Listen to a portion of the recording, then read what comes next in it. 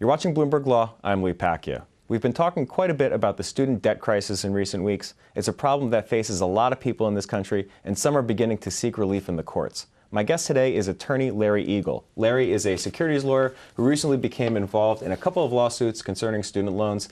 This got us wondering if there are more lawsuits involving student debt on the way. Larry, welcome. Thanks for stopping by today. Thanks for having me. So you have this interesting new case that we were talking about before off camera. Who are you suing and why? The complaint alleges a suit on behalf of a PhD doctor who alleges that her efforts to make early payments, and the defendants in the case are Affiliated Computer Services, Inc., Next Student, Inc., and U.S. Bank. And the complaint alleges that her efforts to try to make advance payments on her student loans have simply not been properly applied. And as a result of not properly applying those payments, student loan borrowers, in her case, who are trying to pay more principal in advance, are having their loans extended. So rather than pay down the principal, they're in fact having to pay more interest for a longer period of time. So your client is in the unique position of being able to pay off his or her student loans ahead of time rather than falling into default, but they're still running into problems. That's correct. That's correct. The complaint alleges in this instance numerous instances in which the plaintiff tried to make early payments and yet the payments were not properly applied. The student debt problem is often compared to the housing crisis in that the housing crisis was spurred by a bubble in subprime lending that melted down. So the student debt crisis is spurred by a bubble, or some would say a bubble, in student loan debt. Do you see the student loan debt crisis following the housing crisis in that there was this enormous wave of litigation that came out of the subprime lending problem? Do you think it's going to follow with student debt? I think there are similarities and differences. I think, I think the differences may outweigh the similarities, but we do see instances in which certainly the loans and how the underwriting of the loans or how loans are being offered has some issues associated with it. It's difficult for college students just graduating high school, people who enter into college, who are given a package of material, who are asked to read these materials, read sophisticated documents, and then sign on to an agreement to repay debt that they don't really appreciate may grow to tens of thousands of dollars, not hundreds of thousands of dollars. And so to the extent that you're approaching somewhat unsophisticated borrowers and offering them lots of money that they desperately need to get into college, that can create certain problems. The flip side of it is there is federally guaranteed money, and there are certain protections in the system now and certain limitations on the amount you can borrow that certainly distinguish it from the mortgage loan crisis. So what do you expect to happen in coming months? Are we going to see more cases like this?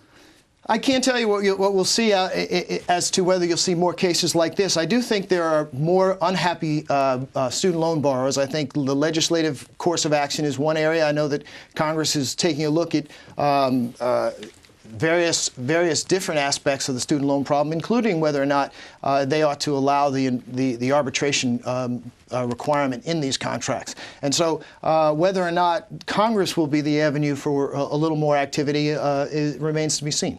We saw an interesting case that I wanted to bring up. Basically, a judge slammed a debt collection agency or company for wrongly telling a borrower that student loans are not dischargeable in bankruptcy. That, of course, isn't true. It's very, very difficult to do so, but it's not quite impossible.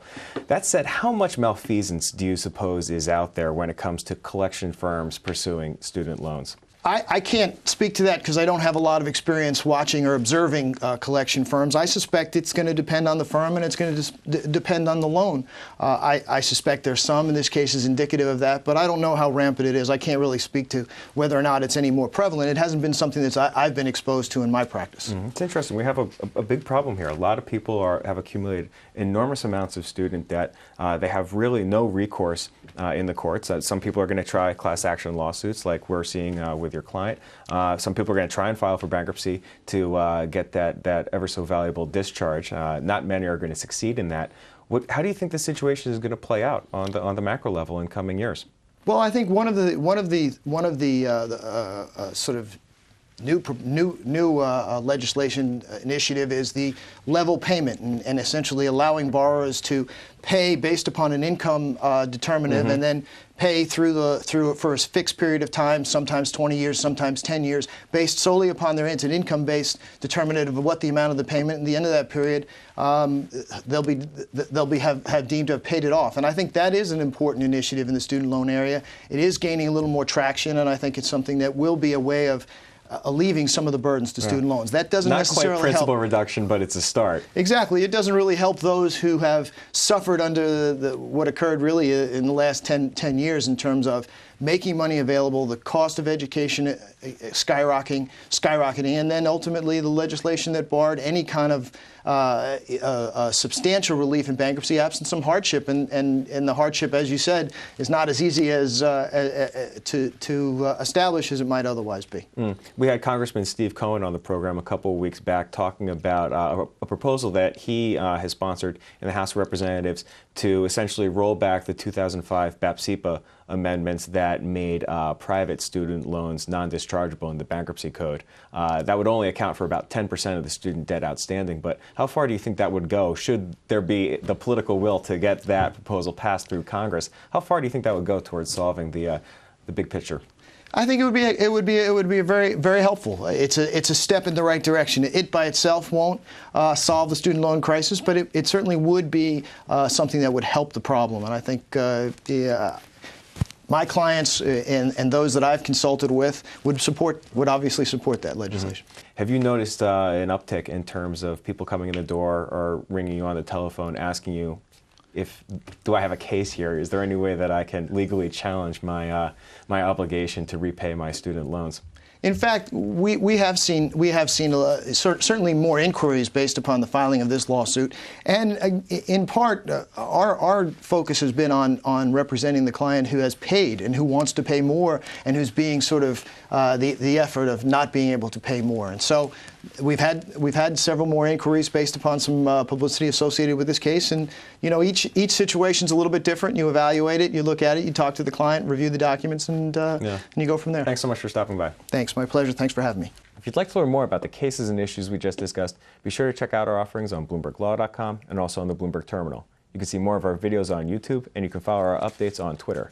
I'm Pacchia. Thanks for watching.